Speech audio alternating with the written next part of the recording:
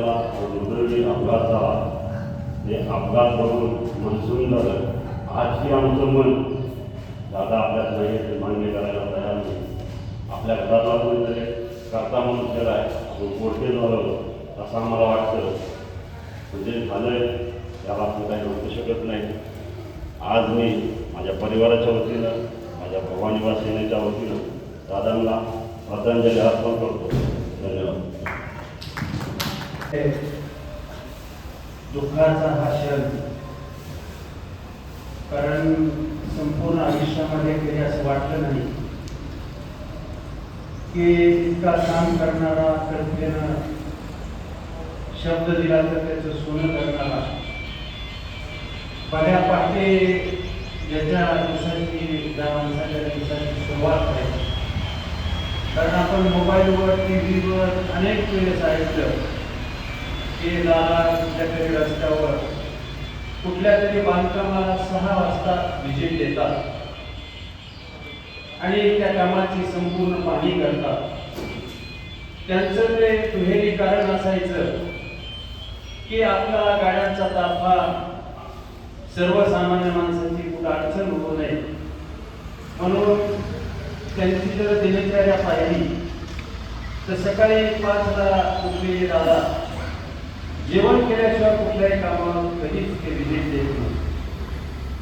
आणि जिथं तिथं त्यांचा प्रसंग आला, एखादा नौका आमदार जरी असला नमिताताई सारखा, तरी सभागृहामध्ये ताईंनी मला सांगितलं की ज्यावेळेस ताईंनी दवाखान्याचे काही प्रश्न मांडले त्यावेळेस दादांनी त्यांचं कौतुक केलं आणि सांगितलं की तुझं विजन काय, तुझी दिशा काय, तुझे कामं कुठले ते मला जरी पक्षाच्या विपरीत आपण असतो तरी सांगत जा.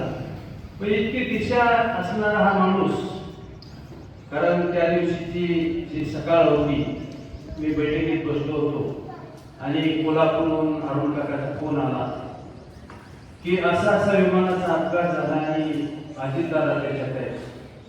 थोडंसं सर माझी छाती जड पडली की इतकं प्रचंड काम करणारा माणूस, एखादा साध्या कुटुंबातला साधा माणूस जरी त्यांच्या संपर्कात आला आणि त्यानं सर्वसामान्य शेतकऱ्यासाठी एखादी गोष्ट मांडली, जसं काही काळामध्ये बजरंग बाप्पा त्यांच्या बरोबर होते, 4 लाख, एवढं प्रचंड काम करणारा माणूस जर आपण पाहिला की जी काही आमच्यासारखी ग्रामीण भागातली माणसं, यांचं 28 तारखेला विमान अपघातामध्ये निधन झालं. आणि महाराष्ट्रात दादा म्हणजे वेळेचं महत्त्व पाळणारे आणि मध्ये शासकीय इमारतीचं उद्घाटन झालं. दादांनी बारकाईने त्या ठिकाणी इमारतीचं पाहणी केली. त्यावेळी एक दरवाजाच्या दरवाजाला एक इंजेश असते, त्या इंजेशला 5 स्क्रू असतात.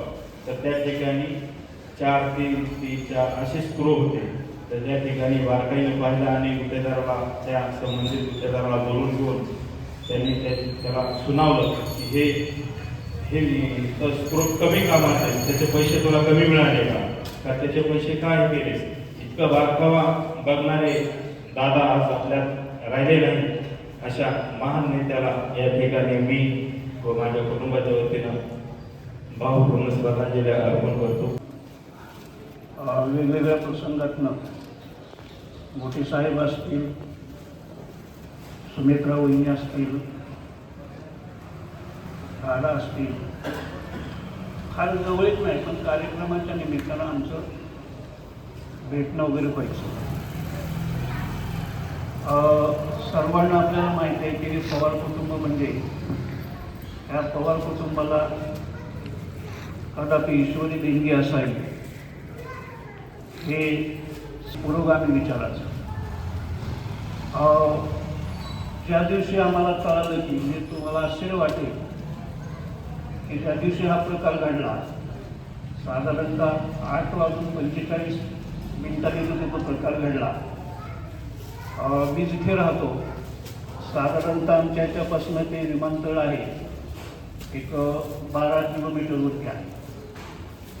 ते झाल्या एक 2-4 मिनिटालाच अख्या बारामतीमध्ये असं कळत होतं की विमानाचा अपघात झालेला आहे आणि त्या विमानामध्ये जे काही 5 जण व्यक्ती होत्या त्या सर्वांचं दुर्दैवी निधन झालेलं आहे.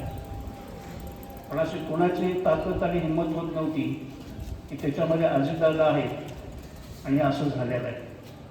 जेव्हा मला काही मित्रांचे वगैरे फोन येत होते की तेव्हा असंच म्हणत होते की अजितदादांचं त्याच्यामध्ये निधन झालेलं आहे. आम्हाला 4थ्याच मिनिटाला ते कळायला होतं ॲक्सिडेंट झाल्यानंतर. एक फार मोठी हानी या महाराष्ट्राला त्या निमित्तानं झाली. त्याच्यामध्ये जे अजितदादांचं तुम्ही खरंच केव्हा तरी पाहण्यात आले, जे अनुभवात आले त्याच्यापैकी दादा हा एक अत्यंत जिव्हाळ्याचा प्रश्न असायचा. म्हणजे एकही दिवस असा नसायचा